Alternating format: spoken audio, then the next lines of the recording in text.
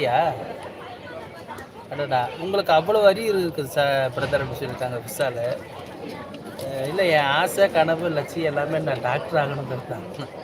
உண்மை அதுதான். யார் வந்து நடுராத்திரியில் எழுப்பி கேட்டாலும் சொல்லுவேன் எனக்கு டாக்டர் ஆகணுங்கிறது தான். பட் ஆனால் அதுக்காக தான் நான் தெரிஞ்ச நாள்லேருந்து எங்கள் வீட்டுக்கு பக்கத்தில் ஒரு டாக்டர் ஒருத்தர் இருந்தார், கோபாலகிருஷ்ணன் டாக்டர்னு சொல்லி. அவர் என்னை கூப்பிட்டு வச்சு இந்த ஊசி போடுறது எப்படி எல்லாமே எனக்கு சொல்லி கொடுத்துருந்தார். நான் சின்ன வயசுலேயே ஒரு என்ன சொல்கிறது, ஒரு 8 வயசு 9வது வயசில் எனக்கு சொல்லி கொடுக்க ஆரம்பித்தார். அதெல்லாம் பக்கத்தால் இருந்து பார்த்துட்டே இருப்பேன். நிறைய விஷயங்களை எனக்கு அவர் கற்றுக் கொடுத்தாரு. நம்ம சாப்பிட்டா நம்ம சாப்பாடு நம்ம உடம்புல எங்கெங்கே போகும், என்ன பண்ணணும் அப்படிங்கிறதெல்லாம் சொல்லுவாங்க. சின்ன வயசுலேருந்தே சொல்லி கொடுத்தாரு. நாமளும் பெரியவங்களால டாக்டர் ஆகணும்.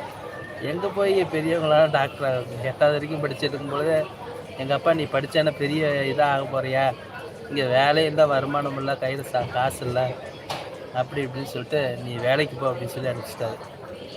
அப்போயெல்லாம் எங்கள் அப்பாவையெல்லாம் நான் என்னால் ஏற்றலாம்